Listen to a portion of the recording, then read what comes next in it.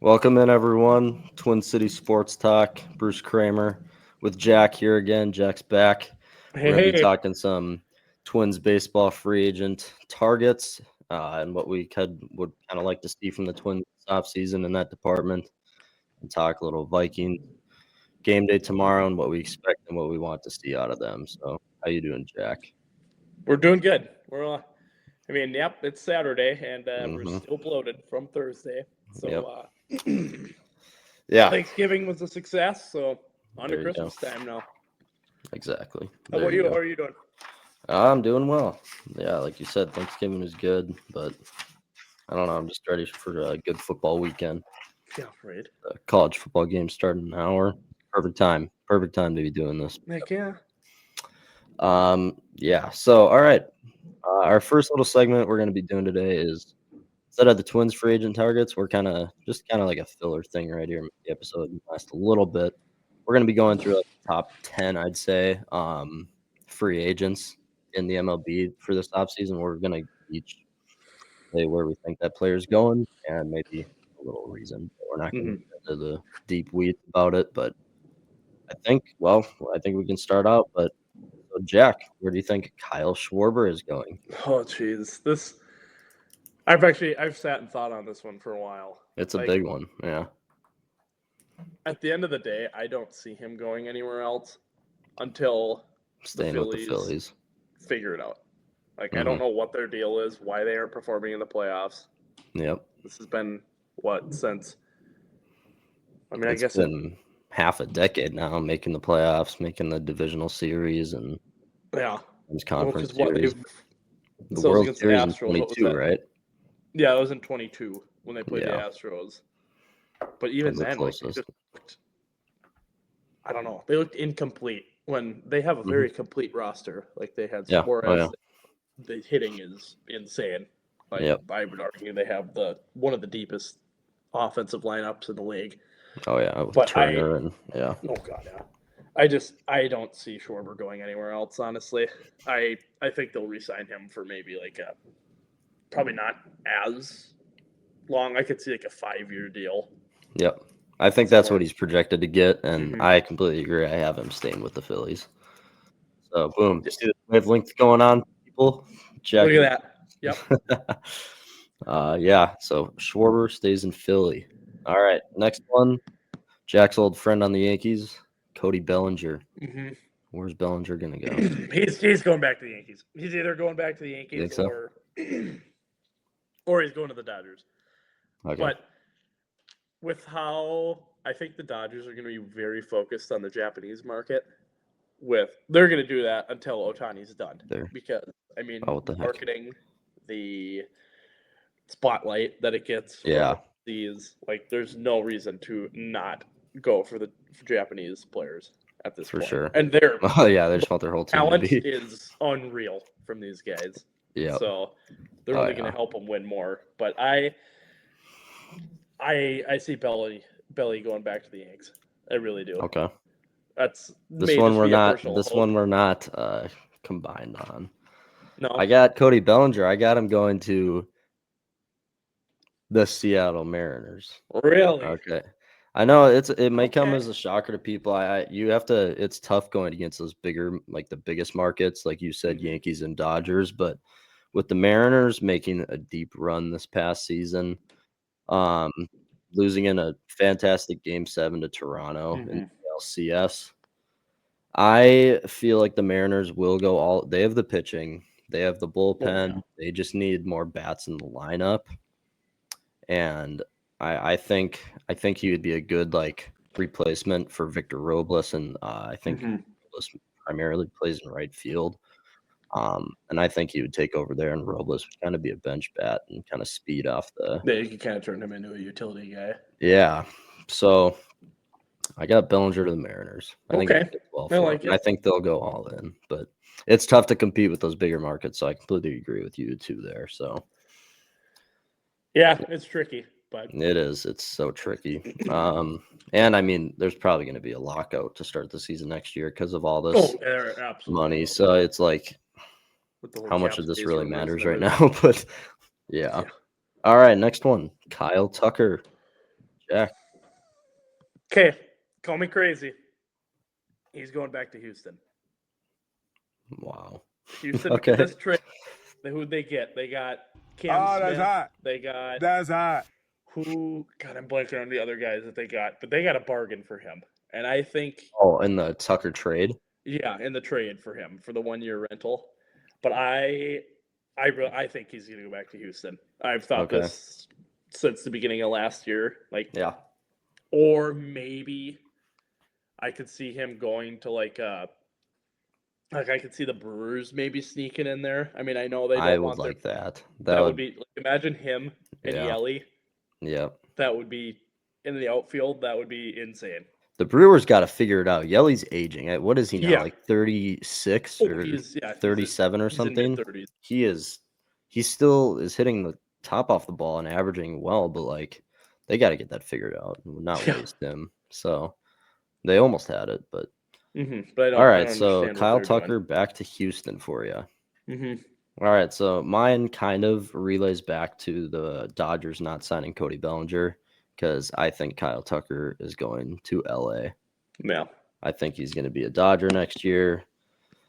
They're bound to get one of these top guys. They just are. And you have Bellinger going there. I have Tucker. It makes sense. They're going to get It'll be one a couple of these guys. So it sucks, but that's how it'll go. Does, so that's what I said. That's why there's going to be a lockout, unfortunately. Exactly.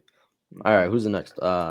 Was it Ranger Suarez? We had the next one. Yep. Yeah, Ranger Suarez. What's your word on him? He's going to the Mets. Mets. Okay. He is going to the Mets. 100%. Okay. I think Steve Cohen is going to make quite the splash this offseason, especially with their failure with Soto in the first year. And they're like, hey, what better way to start than taking a division rivals ace, I would argue.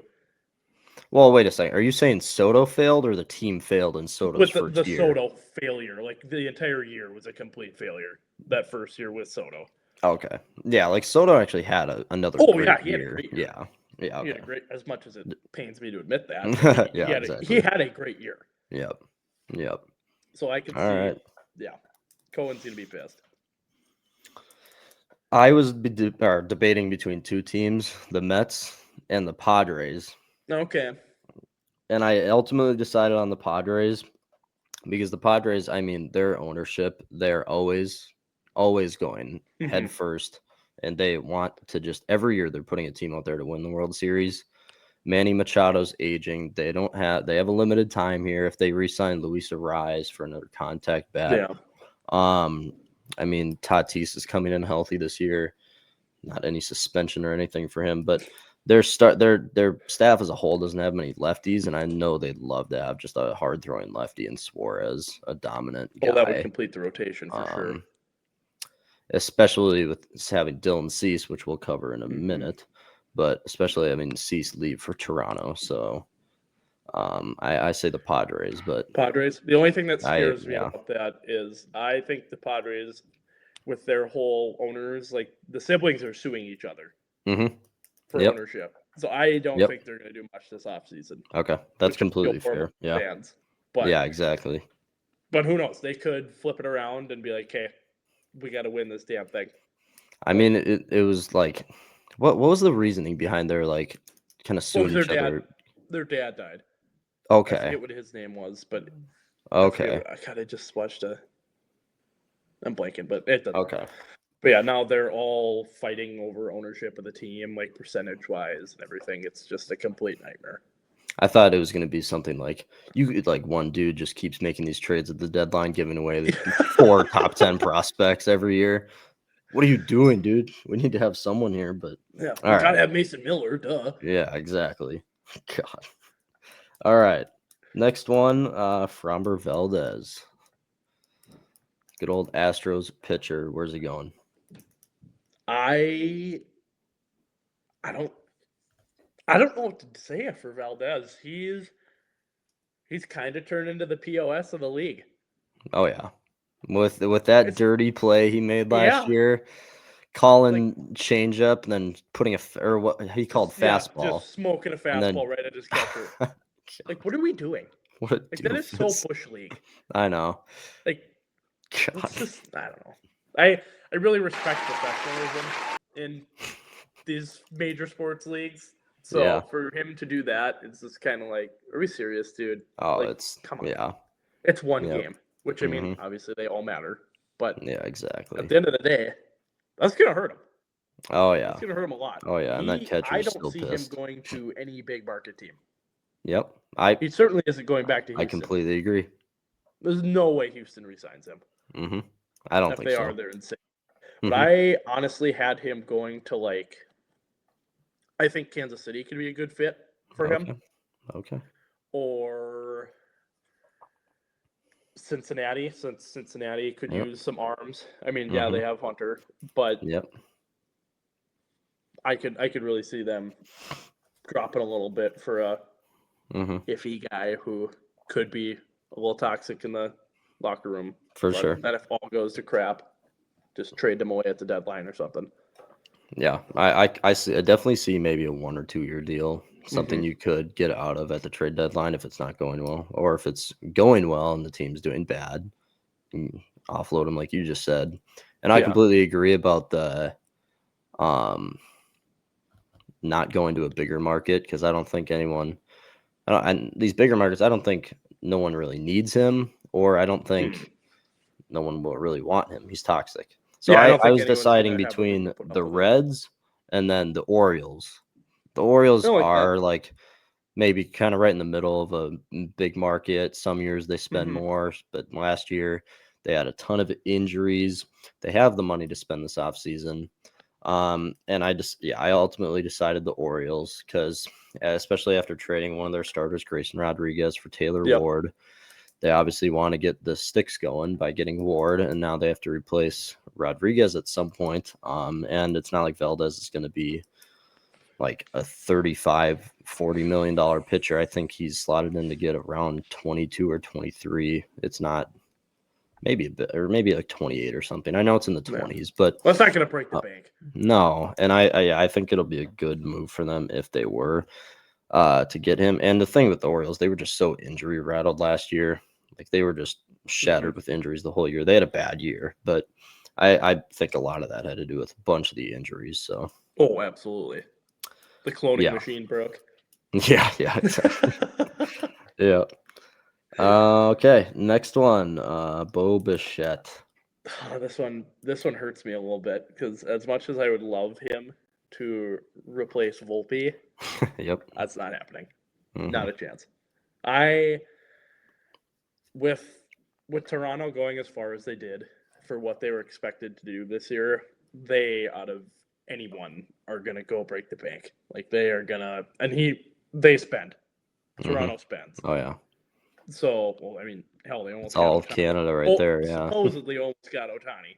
Yeah, exactly. But Almost. yeah, let's take that with a grain of salt. But Hmm. he'll go back to Toronto. I mean, Okay. there's really nowhere else that Yeah, would be as good a fit for him. He's already I there. completely I get mean, that. half the time people don't want to go there because they don't want to move, but he's already Yep. there. He's It's gonna get all a of good. Canada in one team. Yeah. Yeah, Hmm. All right, Jack. seriously. I'm gonna shock you with this one. Kip, This is he is gonna go to a smaller market team, really? not far away from Toronto. You ready for this? Mm-hmm. We're gonna win, twins, we're gonna. Really? No, I'm kidding. He's staying in Toronto. I was gonna say. This is the one I feel so confident on. I don't see him leaving at all. I don't even see them having like a rumor come out that he's like interest from the Giants or Mm-mm. Yankees or anything. That was So I think funny. he solely didn't take that qualifying because he wants a he wants a Yes. longer contract, Yep. which I think he he's going to get a deserves. 6 to 7 year deal, and I did Mm-hmm. not mean to do that. 6 Oh my 7 god. crap. Yeah, I think he's just staying in Toronto. I don't see any other place. So if both of us were like he's not going, I don't think he is. Like we agreed pretty clearly on that one. Yeah. All right. Pete Alonso.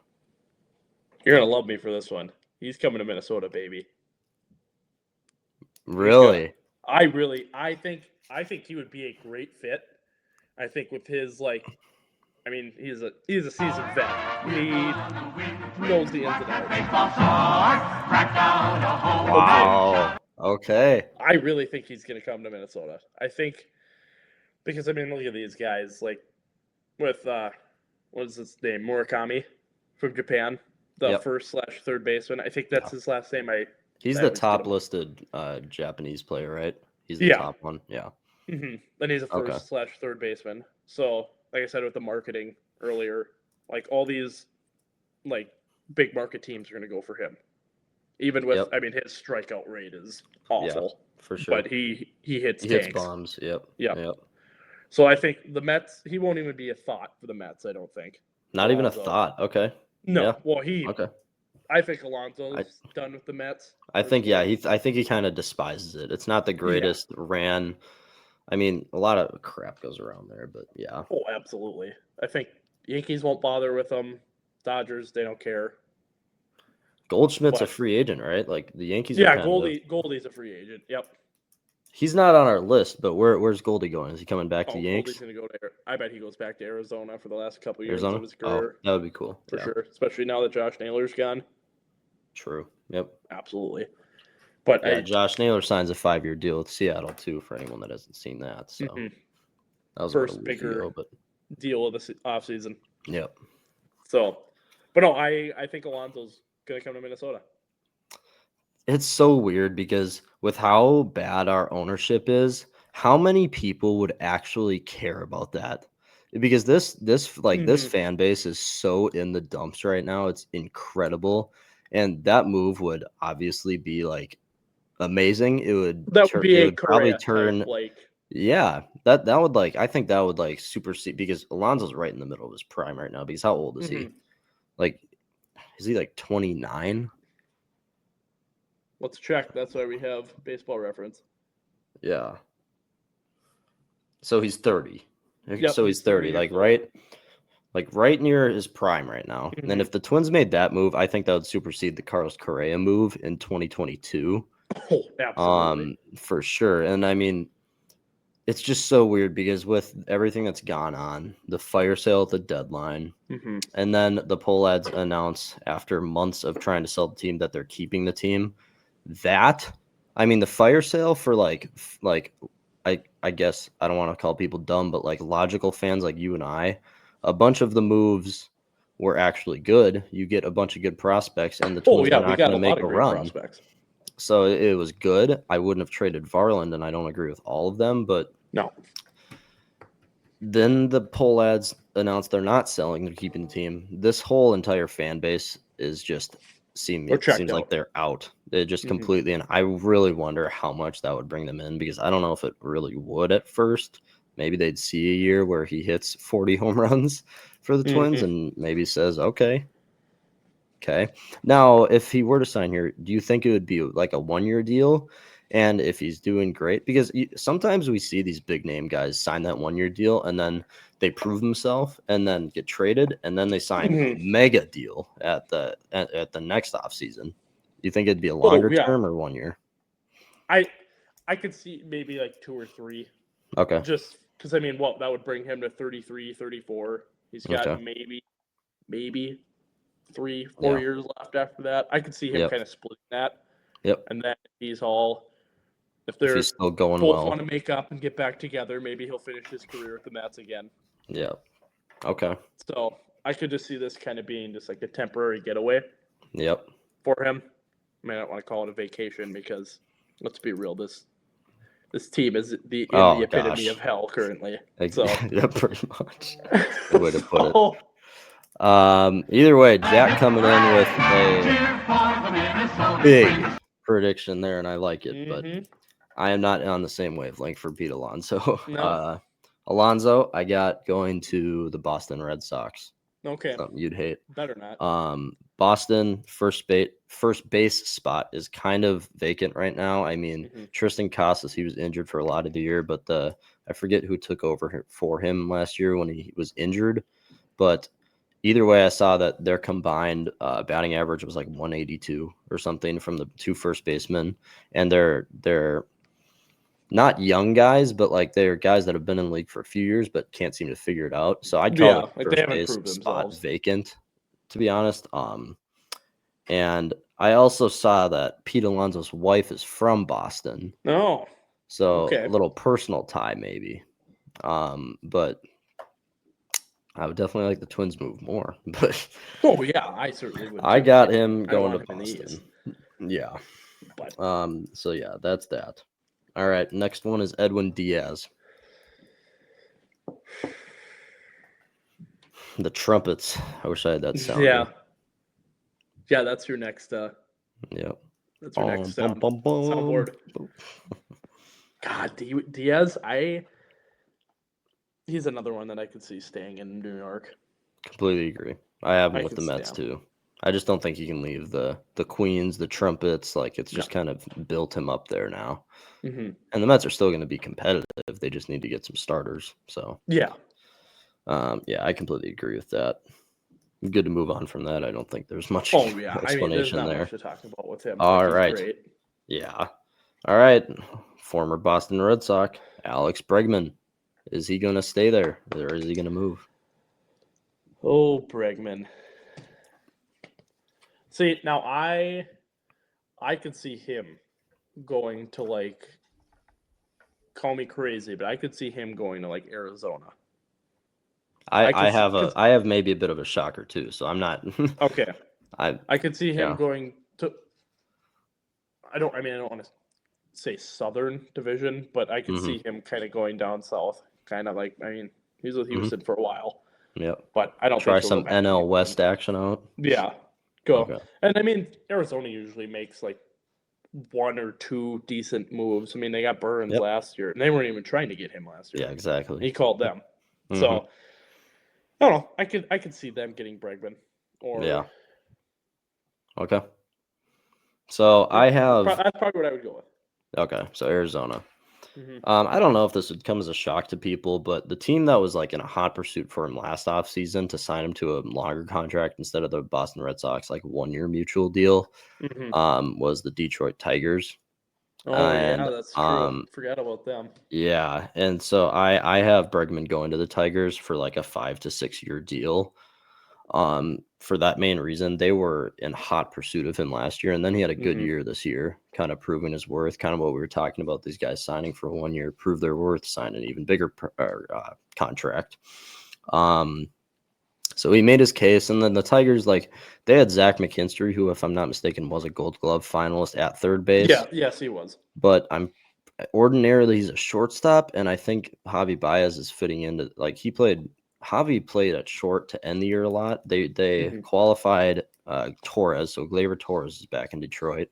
I think they'll probably stick to Javi Baez in center because Javi went to the All-Star game over Buck, or started the All-Star game in center over Byron Buxton, which still rattles me. But that was so I think they could pretty easily move McKinstry over and then just slide Bregman right into his third base spot. I think it would work well, and the Tigers, after the year they need to make some sort of big move like that. So yeah, Tigers. Yeah, I like that a lot actually. Because Okay. I see. Well, with Detroit, they're on the uprising right now. Yeah, they're going to be. I think they're going to run the division for a couple years. I think so. Yeah, there's not really many other teams that could stop them. Maybe the Guardians, but the Guardians, they're on the little. Seems like they're just a slow downfall. Such a weird team. It's very weird. I don't understand it at all. Like what their end goal is. It is weird.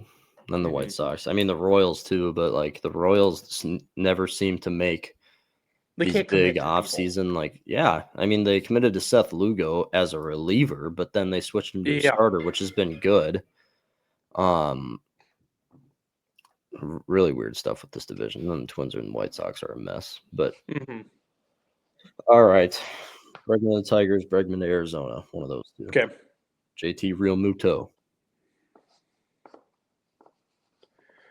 See, I would have considered him for the Twins before they got Jackson. Yeah.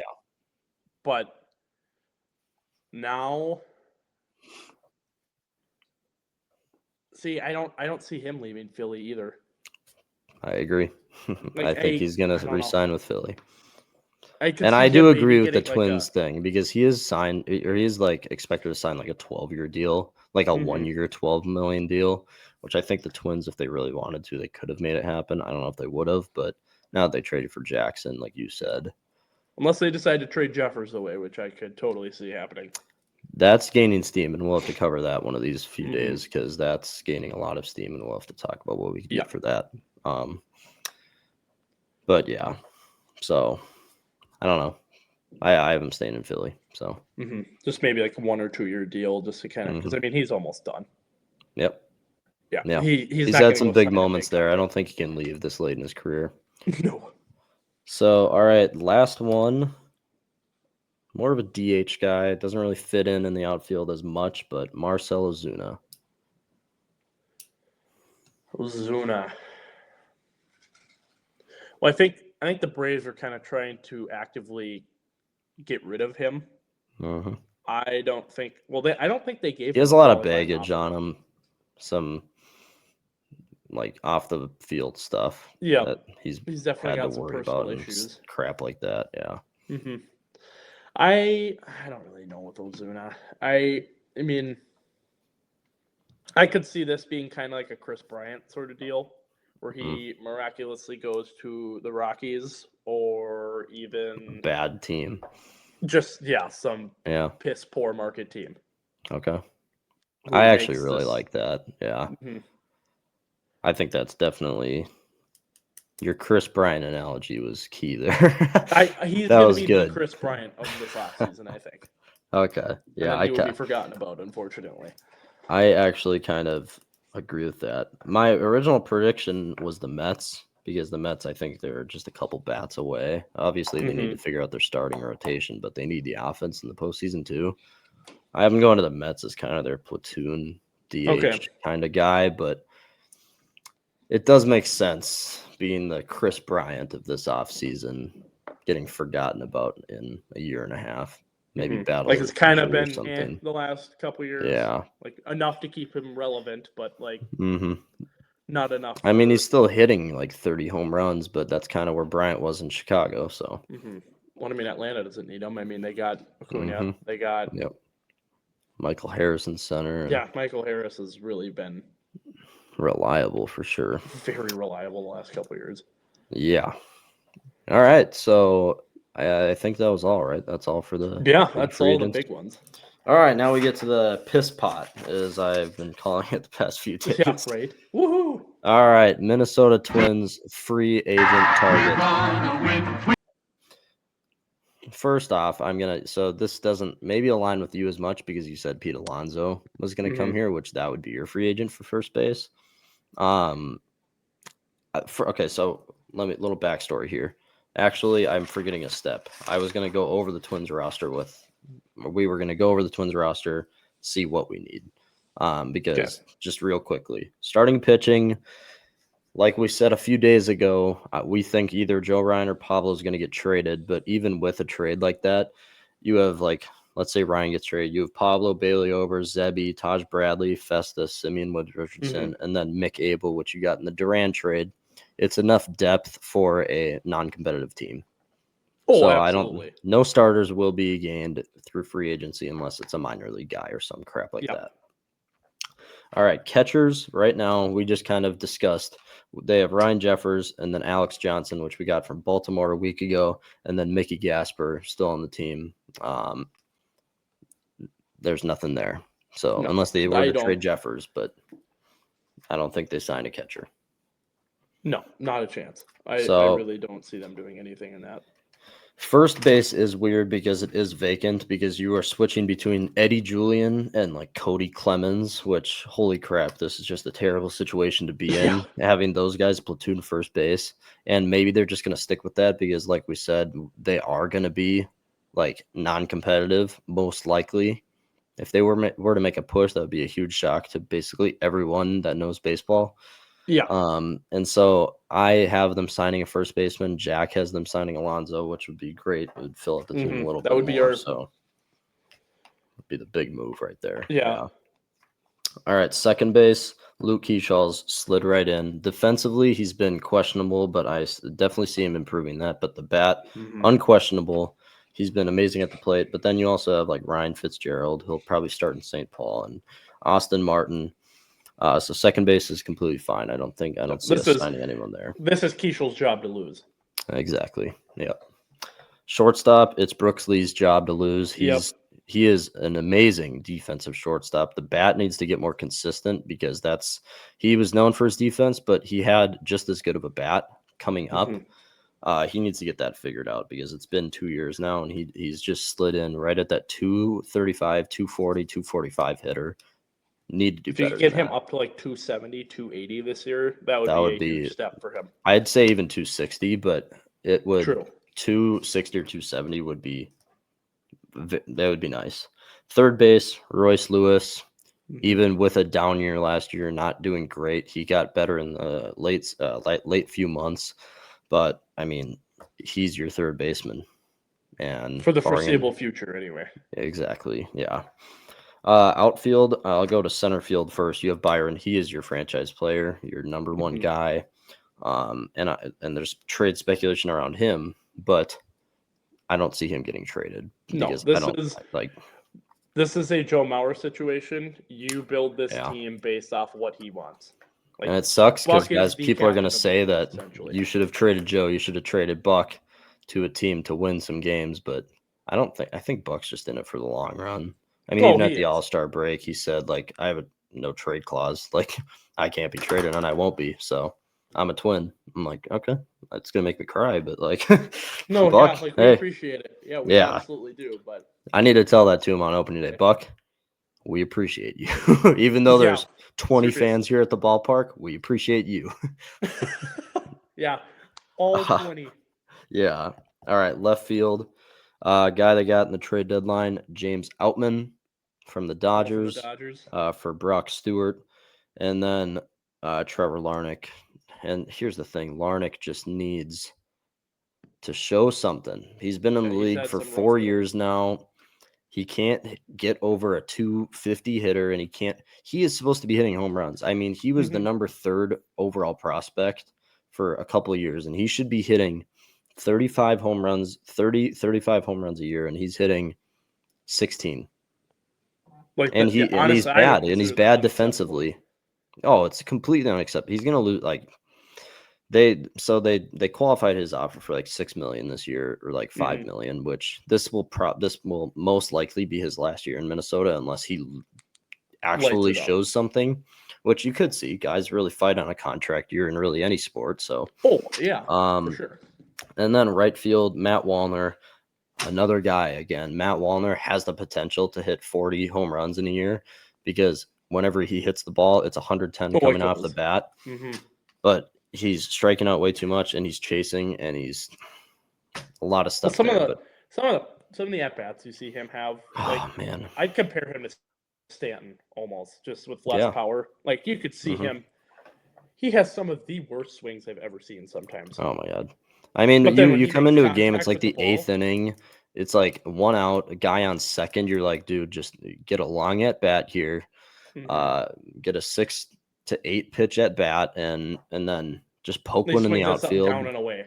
He strikes out on 4 pitches every time. It's really annoying. But behind him in right field, you have Carson McCusker, who he saw his first bit of MLB time this past year. He hit over 25 home runs in AAA last year. He's a giant. He's 6'8", just a giant bat. But he did bad when he came up for the month he was in the MLB 4, but it was his first time up here, so you really don't know. And then the one big thing, going to the bullpen now. You have like 5 guys basically. Yeah, this bullpen. You have shot. Orzi, who we just traded for from Tampa Bay, and then you have Travis Adams, first time in the MLB last year, Cole Sands, Justin Topa, and Cody Funderburk. I mean, this bullpen is abysmal. So it is. Yeah, this is terrible. Like a 50-win team. And this is why you won't be competitive, because you have literally not one like shutdown guy in the bullpen. No, I like the guys in the minors that could come up, but they're not going to be good this year as they come up into the MLB. Like it takes a little bit of time. But this year, Mhm. you don't have one guy that can lock it down and just really shut it, like No. shut the door on a team. Like you're not And gonna. that's why it's bad. Yeah, So, this isn't gonna be like a Paul Skeens situation. Like you're not gonna just no. bring him up and he's gonna be, oh, look at this Cy Young guy. We're gonna no, Nope. or Not reliever of the at year, all. I should say. We have no setup. We have Yep. no closing. We have like this bullpen. Like you said, it's abysmal. Yeah. All right. And then I said I was going to talk about the money side of it. This total payroll from all the guys I listed here and all the minor league guys in the whole system, it equals up to $47 million. Okay. Oh my god. And then so a projected $89 million is what they want to spend going into the year next year. But for arbitration money, the arbitration money doesn't kick in until about January or maybe the start of February, I think. And they're spending $41 in arbitration money. So 41 plus 47, that is 88. And they want to be at 89 million at the start of the season. So they're not gonna do anything, is what that means. it's so hard because Falvey has talked about where he wants that number to be over 100. But like we talked about last episode, the pull ads are like they have him in handcuffs. He can't really do much without No, their he has no say. supervision. So, I mean, if they do anything, this is why my list is not very big. I have one first baseman where they could maybe go for, but I have a feeling they're just going to go with a platoon between Eddie Julian and Cody Clemens. I have a few relievers, like veteran guys that you could trade at the trade deadline if they're having a good year because your bullpen needs it. And then I have a few outfielders, but that is it. I see them signing maybe two guys, maybe. Yeah, if even that. Like If the pull ads allow Falvey to go to that 100 million mark, which is just embarrassing. Be like, now you're under the Marlins. Like you are like for payroll wise, you are like worse than the Marlins. It's like this can't get much worse. Like what? Yeah, what does it become? Like it's just you do have the second ranked prospect pool in the league, but that's nothing for like. I mean, this is bad. I mean, you've lost all your fans' attention. You've lost all the engagement with anyone from any age. Your TV subscriptions went down 40% after this, like right when the trade deadline happened, and then they went down another 20% after the poll ads said they were keeping the team. You're losing money. You're losing everything. yeah, It's people terrible. are fed up. We're fed up with this. Like it's so with that, let's hammer some of these guys that we maybe think could be signed by the Twins. You said Pete Alonso, which if they're willing to spend it, that would be their one guy. I mean, that would be the one. yeah, that would be it. That Would be their splash in the offseason. Like, okay, well, that's it. We're winning the division. And it'd be great. So that's There's two first basemen that I could see. Dominic Smith wants to sign for about 7 to 8 million, or that's what he's projected to. And then Josh Bell is projected to sign for 5 million somewhere. And I don't see one of these dudes going to like the bigger market, so I think they could fall right in. He could do Josh like Bell the in Twins. like a 1 year. Yeah, and I don't think they'll do kind for of a like Santana literally type. any guy that I name. I think it'll be a 1 year deal. But either both of these guys aren't great on defense, which obviously Derek Shelton and the Twins pride themselves on having good fundamental defense now. I mean, Ty France just won a Gold Glove. Carlos Santana the year before with the Twins. So, but you're not going to get defense, but you almost have to just suck it up for like a vet. Like, I mean, we have Buck. I mean, who else? Dominic Smith's more of a contact guy. He hit 289 last year for a first baseman. That's great. That's what you can ask for. But Josh Bell, fantastic. Bell's still hitting 20 plus home runs in a year, and I'm pretty. Other than Buck, that would have led the Twins last year, which I guess you kind of need that. So. I wouldn't mind Bell for 5 million if they wanted to do it, but again, it's just not much to work with. So, is there any other first baseman that you've came up on your list or? No, I mean, I guess I was banking off that Alonso thing, but let's be real, that's not going to happen. Yeah. So I like the Bell or Smith. I would rather have Bell, I think, just for like I was saying, the veteran, like the experienceness of it. I feel like that can help these younger guys, which is essentially why I hated that we fired Rocco this year. But I think there needs to be like obviously the voice of leadership in that clubhouse is Buck. Mm-hmm. But like, Yeah. if something's off with him, what's gonna happen? Here we I mean, come. This was Buck's first season being completely healthy. You can't expect him to that is be true. healthy for more than 80% next year. Like, it's just Mhm. history shows it's not going to happen same thing with Royce, which your two best players on offense. Well, I guess if you want to say Keyshawn's better, but there might be a Mhm. drop off there. Second year players usually have a drop off. Yep. I mean, you're screwed. You're going to be a 45 win team. Like, Oh, absolutely. Well, it's like, what did Royce get hurt? Like the second at bat for the of past like last 3 year. years. Yeah. It's just It was it's on stupid. opening day 2 years ago in Mhm. Kansas City. He hit a home run in his first at bat to start off the Yep. season, third batter of And the then he got year, hurt. and then he got a double, and on that double, he pulled his hamstring. Like, you can't even make it up You can't. You really with can't. this team. All right. I mean, first base, it's an if they want to put money in, if they want to do Mhm. this. So we'll see, everyone. But next, I'm gonna name 5 relievers. You are gonna give me a like score out of 100. 100 being, yeah, they'll sign here. 1, not a chance. Okay. All right. And you might not even know all these guys. I don't know most of them, but like, well, I know a few of them, but I think you know Scott Barlow. Yep. So he's coming in on the worst year of his career with a 4.29 ERA. He's still at a strikeout percentage of 24%, which is good for a reliever. But like I said, he's coming off a down year. His career wins above replacement were 6, and now last year he was a 0.1, Oh which my is 6. lord. Yeah, it was bad, but I didn't realize it's it was that definitely bad. it's definitely a guy that the Twins could just benefit off of having a bad year, get him for cheaper because Yeah. I think every guy that I'm going to name here is going to be 5 million or less. Mhm. I feel like with the So Twins, it's always Black Friday. oh, Like you're gonna get the best deal you possibly can. Like whether yeah. they're good or horrible. I'm doesn't surprised matter. they didn't just buy all these guys yesterday. Yeah, right. Seriously. Like, come on, All what are we right. doing? What's your scale? 99. I'm gonna give that like a upper 90. Like Perfect. Yeah. I could really see that one happening. Yeah, and with all these guys, they're established MLB arms, which I could see them having a good start to the year and then get Mm-hmm. traded at the trade deadline. I mean, Yeah.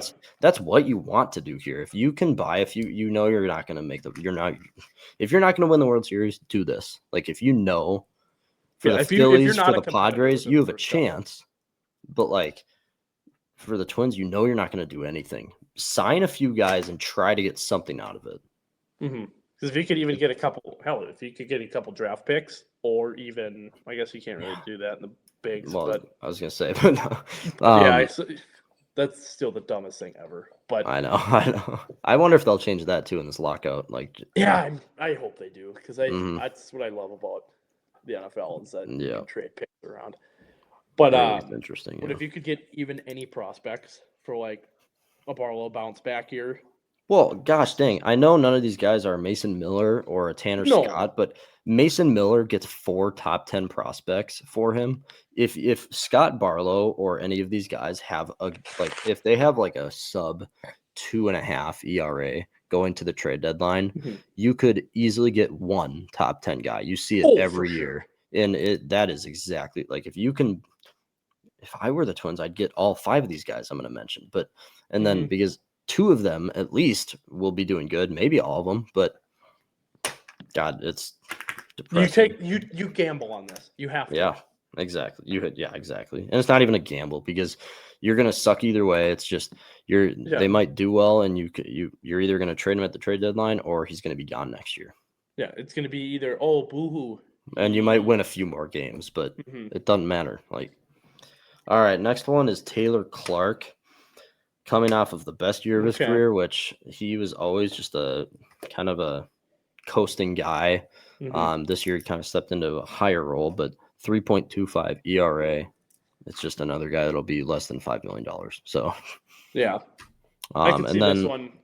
I'd give this one like a sub 50. I could yeah, see like I could see bigger market teams seeing this and kind of sneaking them in. Like, oh, hey, for we'll give sure. you 10 for this 1 year, and if you suck, see ya. If not, awesome. Thanks Yes. for the help. Yep. But regardless of what it is, it's going to be like a 1 year. Yep. Completely agree.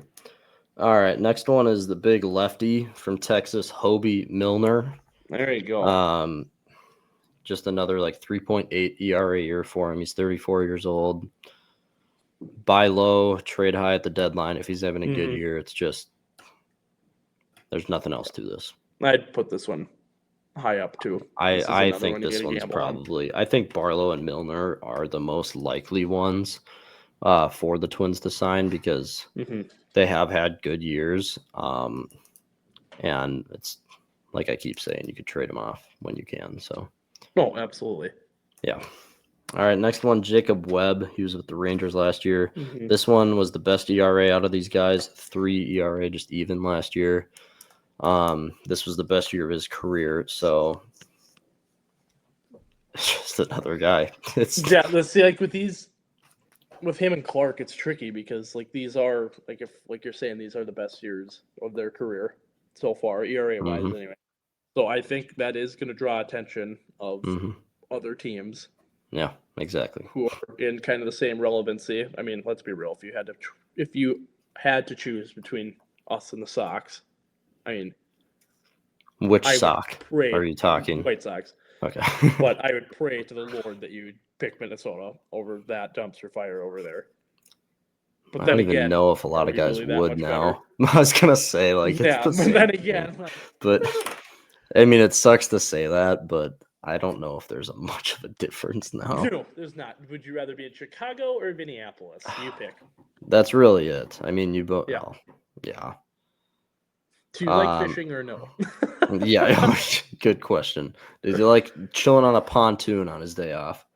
Yeah. Oh, man. All right, next one from the Diamondbacks, Jalen Beeks. Another guy, just a 3.7 ERA last year. He's 32 years old. 47 strikeouts last year. Not one of their higher leverage guys, just right in the middle. He'll pitch a lot of games, but and this guy's a lefty too. So I this one I could see, but yeah, I could see us picking him up just as another gamble. Yeah. I'd give this one like high 80s. I would say it's less likely than the others, but I could see it. Yeah, I think if I'm like legitimately thinking what the Twins will do this offseason, I think they're going to do nothing, or they're going to sign 2 of these guys or 2 relievers and call it good. I think that's literally going to be it. Some new faces for Twins Fest, and that's about it. Some new faces that no one knows. Yeah. What's your name? Hobie Milner? Where are you a rookie? Yeah, I don't know. And then just for I like to say jits and shiggles, I did 3 outfielders. I'll just go through them quick. I'm gonna name off all 3 real quick. These are established MLB guys, but just haven't had great careers. MJ Melendez from the Royals, Chas McCormick, that lifelong Astro. He's like 32 years old now, and you could get him for $2 million. Melendez, you could get for a league minimum or like a minor league contract. For sure. And then one that's a bit more far-fetched, but it shouldn't be because we're just such a dumpster fire. Jesse Winker, he's going to go for $5 million. So if you wanted to get another bat in the outfield, which Winker's actually been half and half reliable for teams, he has some big moments sometimes. But if there was one of those guys, it would be Melendez because for McCormick, you get him for $1 or $2 million. Maybe you sign one of those guys, but I mean, he's already in the division too. Like it's so limited, but. But I could see Winker too. I could see just because he's got that older style of play. I mean, I don't want to call it older, but he's the oldest out of the 3. But I mean, this would kind of be like a similar to Ty France last year. I would consider it anyway. Like your one, like medium named vet that you're bringing in for the year. Woohoo! Look at us, we're doing good. Yeah. Yeah, look at us. We're making moves, man. We got Jesse Winker. Yeah, Woo! Check this out. We're gonna score. Yeah. Woohoo! Yes. All right. I think that's enough of the dumpster fire. I think we're good talking about that. All right. Time for more depressing stuff. Vikings, let's win this game. Yep. School, baby, school. Tomorrow the Vikings travel. Well, actually today they're traveling, but tomorrow they play the Seattle Seahawks, who are coming in with a top 5 defense in almost every major category. And their offense, Sam Darnold has been lighting it up. Part of the year he was in MVP talks, and they have the receiver Jackson Smith and the Jigbas on pace to break Kelvin Johnson's receiving record. Mm-hmm. They got a lot of stuff going for them. Yeah. We're going to cover a few bigger things for this game, and then we're going to get to some predictions, stuff we're nervous about. First thing, big thing from each of us, what we want to see Brosmer do well. You go first. What's one thing I just want to you see competent need? football Yeah. from him. Honestly, like, okay. I love JJ. I think he will pan out. I hope. I don't know if that's just personal bias, but I hope he will pan out. It's hard to say after these few games. So It's been really hard to say. Because, I mean, Yeah. even you look at first year, like, even Drake May last year, like, he wasn't great, but he was actually, like, you were talking about him. He was relevant. his stats were pretty terrible, but you saw it, like like you said, You could saw see that it. it was just because he was a rookie. Like, and Yep. this is a new style of football. Like, this isn't, I mean, I forget where he played in college, but it's North Carolina. North Carolina. It's like, Yeah. this isn't, I don't know. But it's just tricky Just with competent football. Mm-hmm. That's simply all I want to see. Maybe It sounds so lackluster or whatever that word is, but yeah. it's legit what Vikings fans need to see now. Like that is the number one thing, and I actually just like that. Just simply competent football. Okay, like we don't need to see any deep balls. We don't need to Mhm. see, like, just convert. Mm-hmm. Make the game interesting. I mean, let's be real, we're not winning this game. Yep. But just prove that you can be someone that we can depend on in the future. Yeah, just a quarterback in the NFL. Prove you can be a backup. Be the Nick Yeah. Mullins for the rest of the year. Exactly. And okay, this goes into what I'm saying. The Nick Mullins. This is like tough to say because the Vikings have a 0.1% chance to make the playoffs now. It's out of the picture. Yeah. I could legitimately see Kevin O'Connell unleashing Brosmer all over the field because now it doesn't matter. That's true.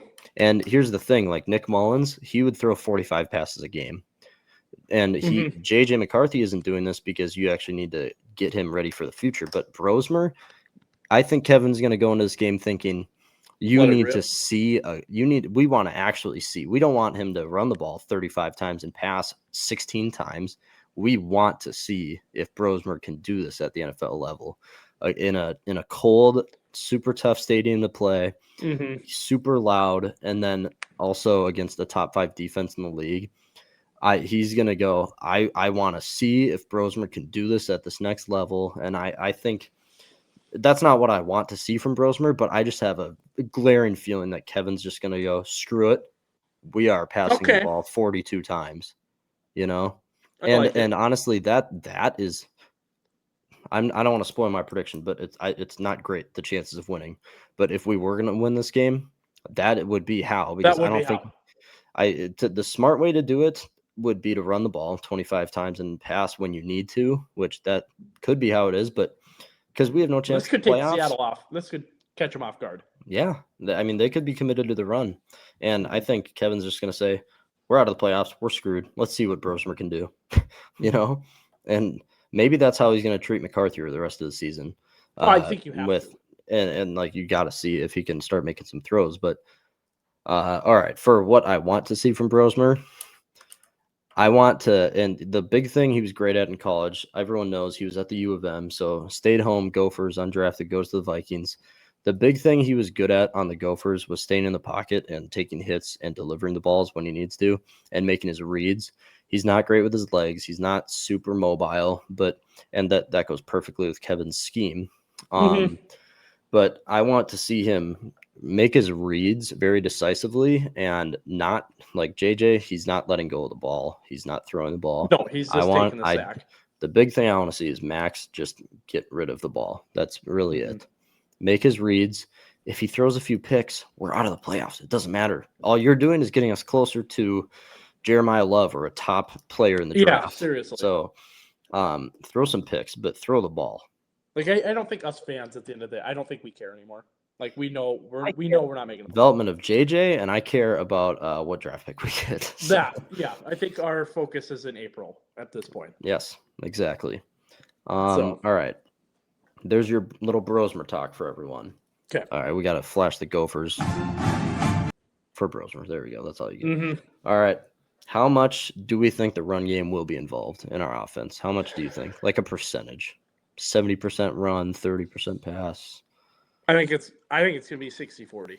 I think we're and gonna run pass being 60. 60. I think we're gonna run 40. Oh, I think okay, this is so going to be still going to be a especially with passing how game. Seattle's run defense is. I Mhm. think this is going to be like I mean, I don't want to call it a bye because we're playing, but I think this is going to be a light game for Jones and Mason, especially Yep. after playing Micah Parsons and that Packers defense. Like they got beat up pretty good. Yeah. Oh, yeah. So I think you got to just let Brosmer just let it rip and give these guys just like let them chill for a bit because Mhm. they deserve it. That's the thing too. The Packers, their D line is hell bent on pass rush, but their run. Here's the thing: the Vikings' run game was actually super good through the first and second quarter, like really good. We could have had it like by, I think we were down 1 at half, or we could have been based on that punt by Miles Price and everything, that punt fumble. But the pass rush is like it's good in Seattle, but they, like you said, their run game or their run stopping is what they pride themselves on. And so I think you're kind of right. I'm even going to go a step above and say it's going to be like 70-30. I already kind of spoiled this because I think they're really actually going to want to see how Brosmer can deal with it, if he can make some passes, if he can do this, if he can be an NFL quarterback, because you got to make a lot of passes in the NFL. I think they're really going to do this, and it's going to come to a shock to people. But I think it's a kind of a case where you catch Seattle off guard, and Brosmer throws a good ball. I mean, you watch his highlight tape in college; he knows how to fit it in a tight pocket. It's just he doesn't scramble. So I think you're the college football guy. I don't watch a ton of college football. I keep looking at the screen behind you because college game day is on there, the West Virginia game there. I didn't even realize that. What time did the Gophers even play at today? Like, that's how much I pay attention to college football. 2:30. Yep. I got Gophers winning 20-13 today. Big defensive Big Ten, hard-nosed trenches game. Yeah, exactly. Yeah, that's really it. I think a big pass game. Which here's the thing: a lot of people aren't going to see it coming. Like, and a bunch of Vikings fans are going to rip on KOC, but people got to realize we're out of the playoffs. It doesn't matter now. It really doesn't. You got to see what you can get because you know what you have in Aaron Jones and Jordan Mason. So, absolutely you do. What's our next thing? Okay, what do you think the defense will have to do to slow down Darnold and the Seahawks offense? Because it's been. I think our secondary is going to have to play their ass off. Okay. Like double team JSN for all I care. Triple. Yeah. Because I mean, at this point, it doesn't matter. Like we just, I don't know. Competitive football is what I want to see tomorrow. Yeah. That's all I want to see tomorrow. It is funny because you could make the argument it will be a close game just based off the fact that Flores saw what Darnold struggled at last year, and he knows, and he can exploit that weakness. I mean, but yeah, you kind of hit on JSN there. Behind him, I mean, their tight end like Barner, and then their rookie Elijah Ario out of Miami. Ario, I forget how they say his name, but other than that, those two guys, just two tight ends. But then Cooper Kupp, he's their wide receiver too, which you still have to worry about, even though he's been old. You do. But JSN is obviously like someone you need to keep a safety, have his eyes on, like as a little spy there. And then I think Byron Murphy's been hot garbage this year. I think you keep Isaiah Rodgers on JSN the whole game, because I think that's your best bet there. Even though there's a bit of a size difference, but Isaiah Rodgers is just short anyway. He makes up for it in good plays. So, absolutely he does. He does great. Yeah, I think the defense really needs to get to Darnold. But here's the thing: Darnold's good out of the pocket too. Like I don't know if people remember that play from last year in Seattle where he threw Jefferson backside and Jefferson did the 360 in the front corner of the end zone, that like 40-yard play in Seattle last year from Darnold. You'll have to look it up after this because it was one of the better plays last year. Darnold steps up in the pocket, like avoids a stack, steps up, throws a dart downfield. Justin like does a 360 in there, catches it as he's like spinning. Perfect throw, back shoulder.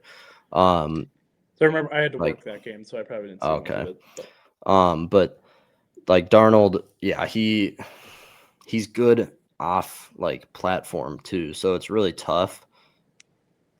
I don't know. You got to get to him. You got to pressure him. So that's really it for. It's just simple. I like what you said about Flores. Like we're gonna have to exploit Darnold's weaknesses here. Yeah. Yeah. I mean, he saw it all last year, so yeah. All right. Put some pressure on him, and he's not doing anything. Oh, exactly. Yeah. All right.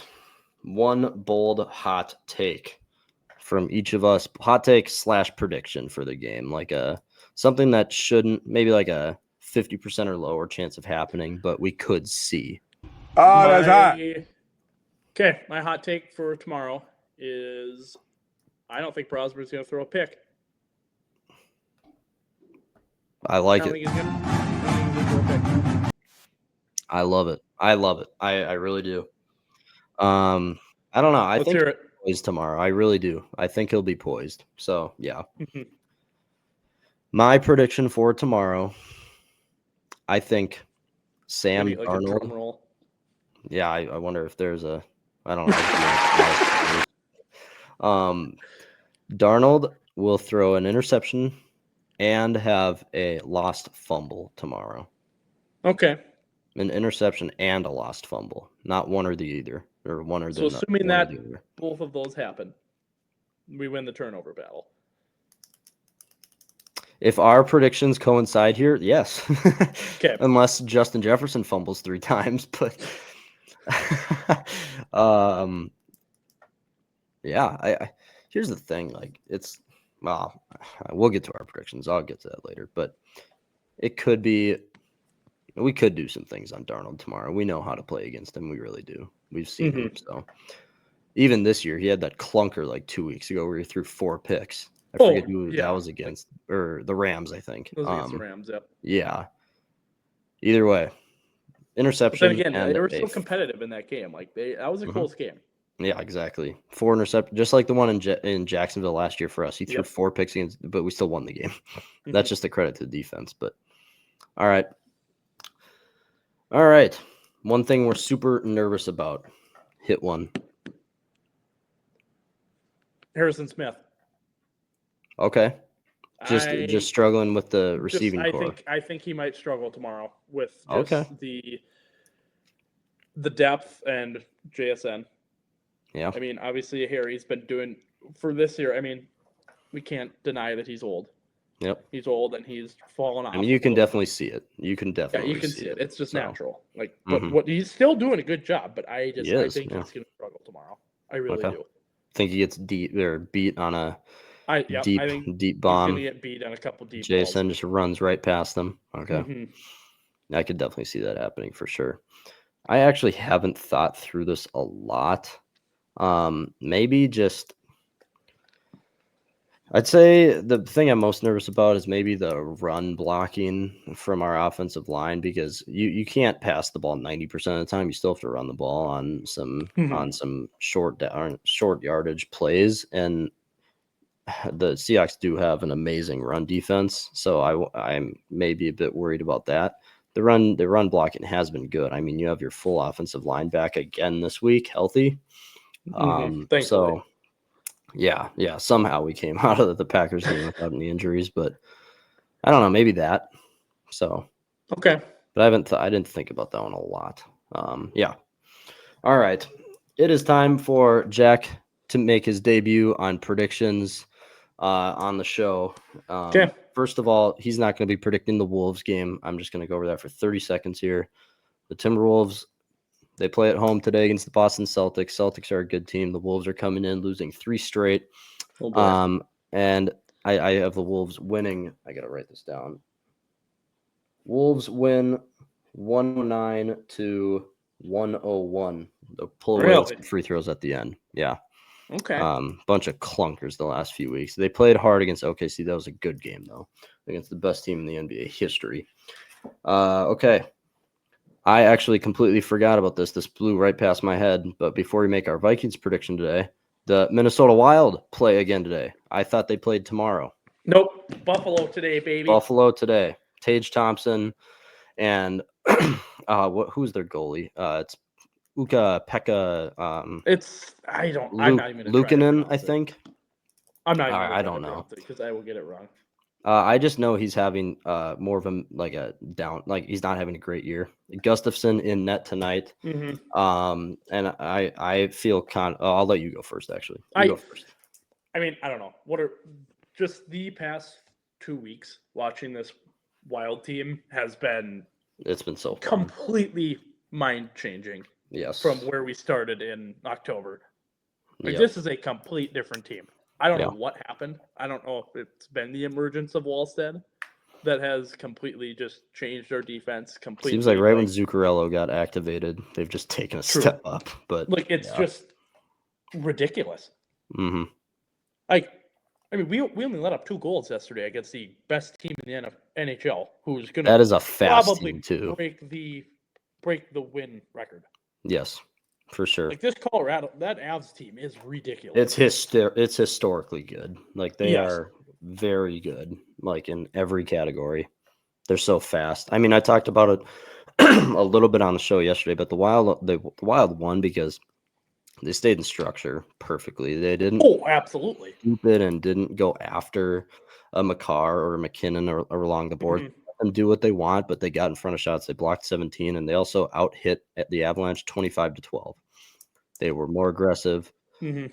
more active, and they stayed in structure and didn't do stupid things, didn't take chances on pokes and stuff. So No, they did not, and that's what won us this game. phenomenal game plan and perfectly executed. So Wild at home tonight against Buffalo, 7:00. Team's fully healthy again, or not fully healthy, but everyone that they had yesterday. So Yeah. it is tough to play back-to-back days, though. Oh, it is. After a physical game, but I got us winning this. Okay, score. I got us winning 4-1. 4-1. Yep. I think Gus is going to have a great game. I think our defense is going to be very locked down. We're going to out-hit Buffalo. Yep. For sure.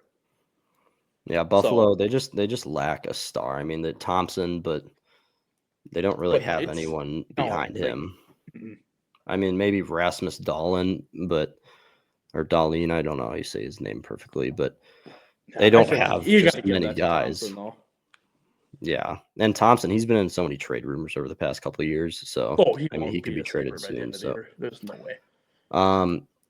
I completely agree. I got the Wild winning their 8th straight games. Yesterday was the 7th. I got the Wild winning.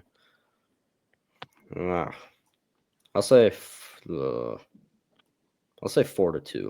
4-2. Kind of similar here. Okay. Yeah. All right. Both got the Wild winning 4-1, 4-2. That's all we can ask for there. All right. Vikings travel to Seattle tomorrow. Take on a really good team. What do you got? I got us lose. I don't think we're going to give up a ton of points. I think at the end of the day, our defense is a Brian Flores defense. Yep. Like, they have been It'll the be most reliable. consistent thing. They're reliable. Super Mm-hmm. reliable. I have us losing 28-17. Okay. So is it going to be close at halftime and then they start to pull away a little bit? Yep. I think we're going to play a good first half. Brosmer is going to give people hope. And then at the end of the day, we're just simply outmatched. It's not do enough. Yeah. That's what it's going to be. Yeah. Definitely seems that way right now. As for my prediction,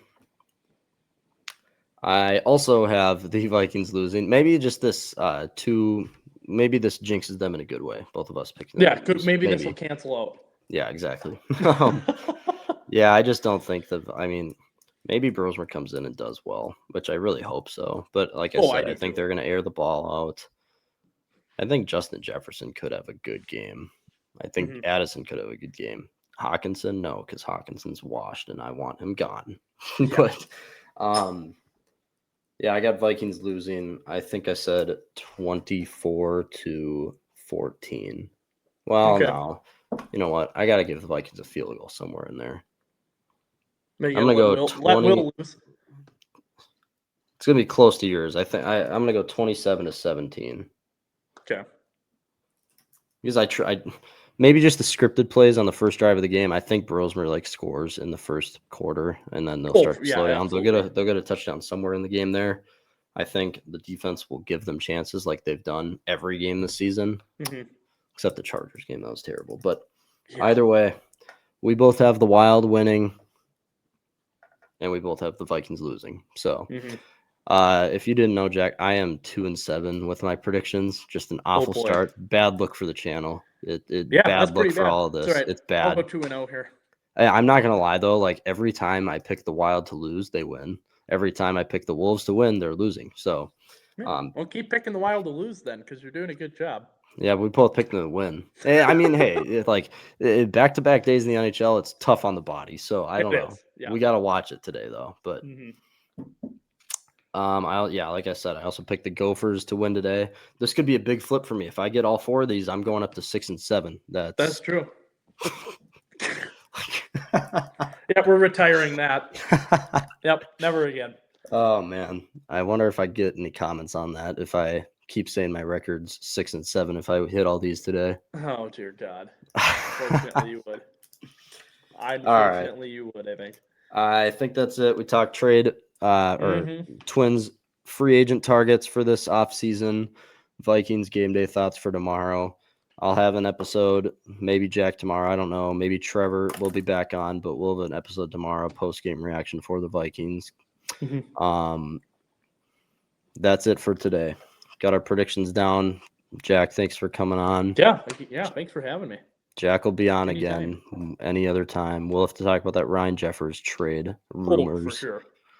Starting it up again. Other than that, Twin Cities Sports Talk on Spotify, Instagram, TikTok, and YouTube. Thanks for watching, guys. And we'll see you tomorrow.